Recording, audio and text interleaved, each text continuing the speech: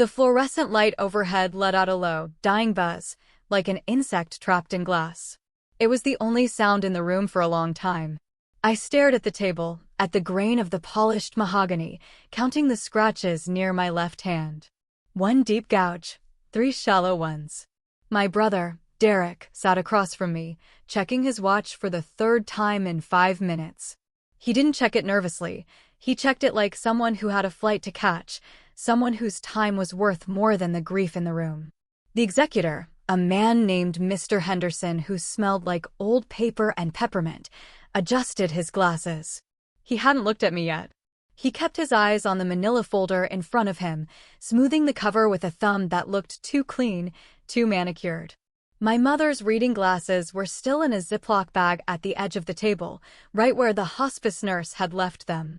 They looked small, harmless. I felt a cold drop of sweat slide down my spine, freezing as it hit my waistband. I knew, with the kind of sick certainty you feel in a nightmare, that the next 5 minutes were going to erase the last 3 years of my life. My name is Amber, and I've spent 44 years learning that being the good one usually just means being the convenient one. This is the story of how my brother tried to bury me under the weight of my own responsibility, and how a single sheet of handwritten notebook paper turned into the heaviest object in the room. Before I tell you how I walked out of that office with my life back, I want to ask you, have you ever sacrificed your own future to save someone else's present, only to be told you didn't do enough? If you have, tell me in the comments where you're watching from. I need to know I'm not the only one who knows what that particular silence feels like. To understand why I was sitting in that freezing conference room with my hands clenched in my lap, you have to go back to a Tuesday afternoon 3 years ago. I was 41 then, working as an HR manager for a mid-sized logistics firm in Austin. I liked my life. I liked the predictability of it. I made $81,000 a year, which was enough to pay the mortgage on a condo I loved, a 2-bedroom place with a balcony that looked out over the hill country. I had a savings account. I had a 401k. I had a calendar filled with brunch dates and spin classes and quarterly reviews. It was a quiet life, but it was mine. Then my phone rang. It was Mrs. Gable, my mother's neighbor. "Amber," she said, and her voice was tight, high-pitched. "You need to come. Your mother, she's outside. She doesn't know where she is." I drove the 2 hours to my childhood home with my heart hammering against my ribs. When I got there, Mom was sitting on the front porch steps, holding a carton of milk that was sweating in the heat. She really looked at me, and asked, "Are you the new girl? The one for the cleaning service?" That was the moment the ground opened up. The diagnosis came 10 days later, Alzheimer's. Early onset, aggressive. The neurologist showed us scans that looked like weather maps of a hurricane. "She can't live alone," he said. Not anymore. Derek flew in for the appointment. He arrived 20 minutes late, wearing his pilot's uniform, looking like he'd just stepped off a movie poster. He listened to the doctor, nodded gravely, and then checked his phone. "Well," he said in the parking lot, putting his sunglasses back on. "Obviously, I can't move back. I'm based in Dallas now, and with the international routes opening up, it's just impossible." He didn't ask me. He didn't have to. The silence between us stretched out, heavy and expectant, until I filled it. "I'll do it," I said. "Great," Derek said. He clapped a hand on my shoulder, a heavy brotherly weight. "You're the best, ambassador, really. I'll pitch in where I can." He got in his rental car and drove away. I drove back to Austin, packed 3 suitcases, and put my condo on the market as a rental. I didn't know then that I was driving away from the last paycheck I'd see for 3 years. The first year was a slow erosion. It wasn't a crash, it was a sanding down of everything I thought I was. My savings started to bleed out: groceries, medications that insurance wouldn't cover, repairs on the house that had been deferred for too long. The air conditioner died in July. That was $4,000. The roof sprung a leak in November. Another $2,000. I called Derek. "Hey, AMB," he said. I could hear background noise, laughter, clinking glasses. "Bad time. We're at a dinner thing for the airline." "What's up?" "Mom needs a new water heater," I said. "It's $1,200. I can't cover it this month." $1,200. He sighed, a long, irritated exhale. "Didn't we just fix the roof?" You've got to shop around, Amber. Don't just take the first quote. Look, I'll send you 500, but you need to manage the budget better. Mom's pension isn't bottomless. I'm not using her pension, I said, my voice shaking. I'm using my savings. Well, that's your choice, he said. Gotta run. Love to Mom. The line went dead. I sat on the kitchen floor, listening to the drip drip drip of the leaking tank, and felt something inside me begin to harden. By the second year, the house wasn't a home anymore. It was a facility I managed alone. I learned to sleep with one ear open. I learned that sundowning meant the woman who raised me turned into a stranger who screamed that I was stealing her jewelry at 4 p.m. every day. I learned to lock the knives in the trunk of my car. I stopped answering calls from my friends. I stopped posting on social media because what was I going to post? A picture of the adult diapers I bought in bulk? A selfie of me crying in the pantry while my mother banged on the door asking for her dead husband? Derek visited twice that year. The first time was Christmas. He brought his wife and 2 kids. They stayed for 3 hours. His wife, a woman who always looked like she smelled something unpleasant, sat on the edge of the sofa and refused to take off her coat. Derek walked around the house, tapping the walls. Place looks a little run down, AMB, he said, tracing a crack in the plaster. We should probably think about painting before, well, before we have to sell. I'm trying, I said. I was wearing sweatpants I'd had for 4 days. My hair was in a messy bun that wasn't a style choice. It's hard to paint when she can't be left alone for 5 minutes. Excuses, he said lightly, winking at his son. Always excuses with Aunt Amber. The second visit was in August. Mom was bedridden by then. The hospice nurse, a saint of a woman named Brenda, was coming 3 times a week. Derek stood in the doorway of Mom's bedroom for 10 minutes. He didn't touch her. He didn't hold her hand. He just looked at her shrunken frame under the quilt and grimaced. She doesn't even know I'm here, he said. She knows someone is here, I said. She can feel it. Yeah, well, he said, checking his watch. I've got a simulation at the training center in 2 hours. Call me if anything changes. He left. I sat by the bed and held Mom's hand until her breathing evened out. The end came on a Tuesday, just like the beginning. Quietly. She simply stopped breathing. I was there. I was holding her hand. I was the one who closed her eyes. I was the one who called the funeral home. I was the one who called Derek. I'll be there tomorrow, he said. Can you handle the arrangements? I'm in London. I handled them. I handled everything. Which brings us back to the conference room. The buzzing light.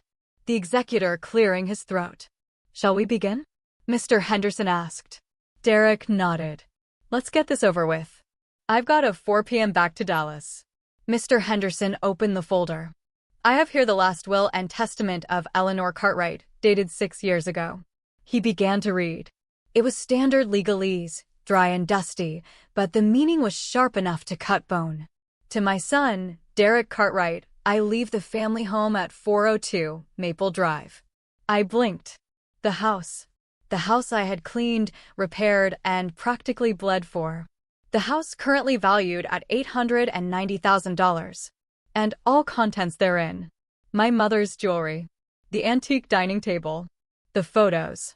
I also leave the entirety of my savings and investment accounts, totaling $214,000, to Derek Cartwright.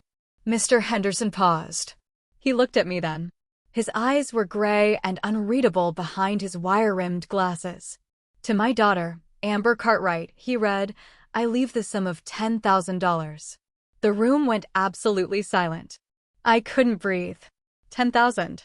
I whispered. Mr. Henderson continued reading, his voice devoid of emotion. This bequest is made with the understanding that Amber has a stable career and financial independence, and therefore does not require further assistance. Derek let out a short, sharp breath, almost a laugh. He leaned back in his chair, lacing his fingers behind his head.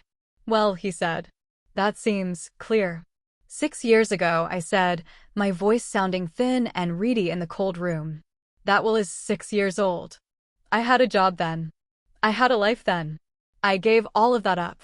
You volunteered, Amber, Derek said. He didn't look at me. He was examining a loose thread on his cuff.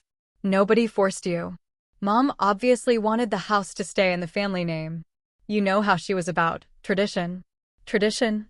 I felt the heat rising in my face, a flush of anger that made my hands shake. I changed her diapers, Derek. I fed her with a spoon. I washed her sheets every single day for 3 years. You visited twice. And I appreciate that, Derek said smoothly. Really? That 10,000 it's a nice gesture. You can use it to, I don't know, put a deposit on an apartment or something. He reached for the water pitcher, pouring himself a glass with steady hands. He looked like he had already won. He looked like the captain of the ship, and I was just the crew that went down with it. Mr. Henderson cleared his throat again. This time, it was louder. A distinct, interrupting sound. Mr. Cartwright, the executor said. I haven't finished. Derek paused, glass halfway to his mouth. What? There is an addendum, Mr. Henderson said. He reached into the folder and pulled out a single sheet of paper. It wasn't typed on legal bond. It was a piece of yellow-lined notebook paper, torn from a spiral pad. The edges were ragged. A codicil, Mr. Henderson said. Dated 14 months ago. I stared at the paper. I recognized it. It was from the pad I used to write grocery lists. What is that? Derek asked, his voice sharpening. It is a handwritten amendment to the will, Mr. Henderson said. Witnessed by 2 individuals and notarized by the attending hospice nurse. He adjusted his glasses and began to read again. I, Eleanor Cartwright, being of sound mind, do hereby amend my previous will. My mother's voice. I could hear it in the words. I have watched my children these last few years, Mr. Henderson read. I have seen who came and who did not. I have seen who held my hand when I was scared and who was too busy to call. Derek put the water glass down. Hard. Water sloshed onto the polished table. I leave my house at 402 Maple Drive and 80% of all my financial assets to my daughter, Amber. She sacrificed her career, her security, and her freedom to care for me with love and patience. She is the reason I was able to stay in my home until the end. I put a hand over my mouth. Tears, hot and sudden, pricked my eyes. To my son, Derek, the reading continued, I leave 20% of my financial assets. I love him, but I was wrong in my original judgment. Love is proven by presence, not by promises. I hope he understands that a family is not a thing you visit, it is a thing you build. The silence that followed was different this time. It wasn't empty. It was heavy, electric, dangerous. That's fake, Derek said. His voice was low, a growl. That's absolute bullshit. It is legally binding, Mr. Henderson said calmly. She had dementia. Derek shouted, standing up. His chair flew back and hit the wall with a crack that made me flinch. She was out of her mind. She didn't know what day it was, let alone how to write a legal document. He pointed a shaking finger at me. You made her write that. You coerced her. That's undue influence. I stayed seated. I didn't move. I remembered the day she wrote it. It was a window day, one of those rare, beautiful days where the fog lifted. We were sitting on the back porch. She asked for a pen. She asked for the neighbors to come over. She asked Brenda, the nurse, to watch. I thought she was writing a letter to her sister. I didn't know. Mr. Cartwright, Mr. Henderson said, his voice dropping an octave, becoming the voice of authority. I anticipated this reaction. Included with the codicil are 3 affidavits. One from Dr. Eris, your mother's neurologist, certifying that on the date of this writing, her cognitive assessment showed she was lucid and capable of making financial decisions. One from Brenda Miller, the registered nurse, attesting to her mental state. And one from the 2 witnesses, stating that your mother wrote this entirely of her own volition, without prompting. Derek turned to me. His face was red, blotchy with rage. You planned this. You little leech. You sat there and poisoned her against me. I didn't know it existed, I said quietly. And it was the truth. But she knew, Derek. She knew who was there. I'm contesting, Derek spat. I'm dragging this out until you bleed dry. You don't have the money to fight me, Amber. I know exactly what's in your bank account. Nothing. I'll bury you in legal fees. You won't see a dime of that house. He grabbed his jacket and stormed out. The heavy oak door didn't slam. It clicked shut with a soft, expensive sound. Mr. Henderson looked at me. He slid a business card across the table. "He's going to try," he said softly. "You need to be ready." I looked at the card. Margaret Ose, elder law and estate litigation. "I don't have money for a retainer," I said. Mr. Henderson smiled, a small, tight expression. "Margaret takes cases like this on contingency. She likes correcting imbalances." The next 3 weeks were a blur of fear. Derek wasn't bluffing. He hired a shark of a lawyer from a downtown firm. I got letters demanding medical records, demanding my personal financial statements, demanding depositions. He was trying to scare me into walking away. He offered a settlement, 50-50 split of the house, but he kept the savings. I sat in my kitchen, staring at the settlement offer. It would be easier. I could take the money, pay off my debts, and just leave. I could be done with the fighting. Then I looked at the fridge. There was still a magnet there, a silly plastic pineapple Mom had bought on a trip to Hawaii in 1998. It was holding up a photo of the two of us from that last Christmas. I looked tired in the photo. Mom looked frail. But she was leaning into me. She was holding onto my arm like it was the only solid thing in the world. Love is proven by presence. I picked up the phone and called Margaret Ose. Margaret was a woman made of steel wool and sharp intelligence. Her office was small, cluttered with files, and smelled of vanilla coffee. She listened to me for an hour. She looked at the codicil. She looked at the affidavits. "He's bullying you," she said, tapping a pen against her chin. "He knows he can't win on the merits. The medical evidence is too strong. So he's trying to win on intimidation. It's working, I admit it. I'm terrified." "Good," Margaret said. "Fear makes you careful. Now let's make him terrified." She didn't just file a response. She filed a countersuit. She requested Derek's flight logs to prove exactly how many days he had been free to visit, but chose not to. She requested his financial disclosures. She lined up depositions with the neighbors, with the nurse, with the doctor. She built a wall of evidence so high and so thick that Derek would break his hands trying to punch through it. The escalation period was brutal. Derek called me late at night, leaving voicemails that swung from pleading to threatening. "You're tearing the family apart, Amber. Mom would be ashamed of you. I'll make sure everyone knows what you did." I saved every voicemail. I forwarded them to Margaret. I didn't respond. I practiced the silence I had learned in the hospital rooms. I let him scream into the void. The turning point came during the deposition of the hospice nurse, Brenda. We were in a conference room again, different building, same cold air. Derek's lawyer was grilling her, trying to trip her up, trying to make her say Mom was confused. "Mrs. Cartwright was on heavy medication, wasn't she?" the lawyer asked. "Opioids? Sedatives?" Brenda sat straight up, her hands folded on the table. She was wearing her scrubs. She looked tired but unmovable. "She was on pain management, yes," Brenda said. But on the day she wrote the codicil, she had refused her morning dose because she wanted to be clear-headed. She told me specifically, "I have work to do today." She was sharp. She knew the date. She knew the president. And she knew exactly why her son wasn't there. Derek flinched.